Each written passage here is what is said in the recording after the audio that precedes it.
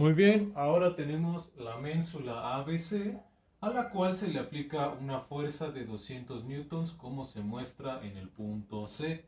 Y entonces lo que debemos determinar es el momento alrededor o respecto al punto A. Y recordemos que para calcular el momento respecto a un punto, en este caso momento respecto al punto A, tenemos que es igual a un vector r de posición multiplicado vectorialmente cruz F. Y aquí está nuestra fuerza F. Y entonces lo primero que vamos a hacer es encontrar nuestro vector de posición, el cual va a partir del punto A. Y en este caso, como el punto C es el único punto conocido de la fuerza, es la única manera en la que encontraríamos nuestro vector de posición desde el punto A al punto C. Y para ello debemos fijar un punto de origen, en este caso el problema nos pide que sea el punto A, ya que a partir de ahí vamos a medir el momento. Y entonces decimos que el punto A tiene la coordenada 0, 0, 0. Y ahora vamos a encontrar la coordenada del punto C. Antes que nada vamos a observar que todas las medidas están dadas en milímetros, pero nosotros tenemos que convertirlas a metros, puesto que estamos trabajando en el sistema internacional y escalarmente el momento de fuerza se expresa como newton por metro. Así que bueno, aclarado eso, proseguimos.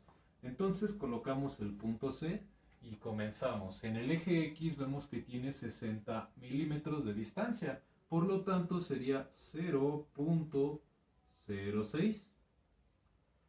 Ahora con el eje Y observamos que primero hay 50 milímetros y luego 25 milímetros para llegar a esta parte de aquí arriba de la ménsula, y entonces tenemos 50 más 25, 75 milímetros. Convertido a metros es 0.075, así nada más, 0.075. Y finalmente con el eje Z, pero observamos que no hay desplazamiento ni positivo ni mucho menos negativo en el eje Z, por lo tanto tiene la coordenada 0. Ahora trazamos nuestro vector de posición de RAC y procedemos también a encontrar sus componentes, restándole a las coordenadas de C las coordenadas de A.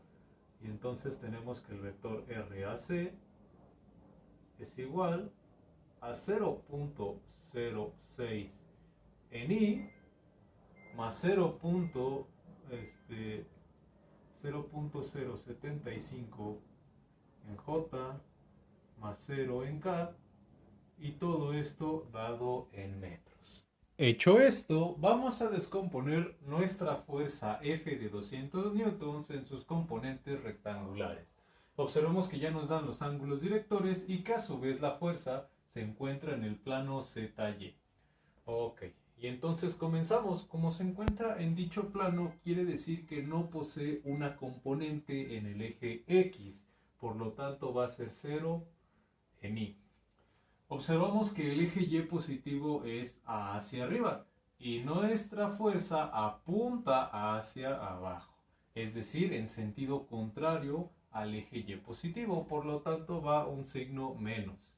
Y su componente es multiplicar 200 newtons por el coseno de 30, y eso me da un resultado de 173.205 en J.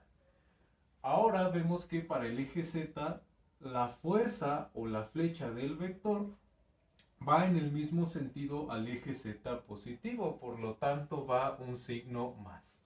Y para encontrar su componente, multiplicamos 200 por el coseno de 60, y eso es 100. 100 en K, y todo este vector está dado en newtons. Ahora recordemos que para calcular el momento en A, R cruz F, podemos resolver o realizar este determinante, donde en la primera fila vamos a colocar siempre a nuestro vector de posición y en la segunda fila al vector fuerza. Y comenzamos con la componente en I. Para ello ignoramos o tapamos esta columna y únicamente nos dedicamos a multiplicar cruzados estos números. Y entonces tenemos 0.075 por 100 y esto me da 7.5. Después va un signo menos y sería 0 por menos 173.205. Pero 0 por esta cantidad me termina dando 0. Después tenemos a la columna o a la componente en J y recordemos que va acompañada de un signo menos. Y entonces, ¿qué es lo que hacemos? Tapamos esta columna y multiplicamos cruzados los números restantes. Ahora tenemos 0.06 por 100 y eso me da un resultado de 6. Y del otro lado iría un signo menos, pero me queda 0 por 0.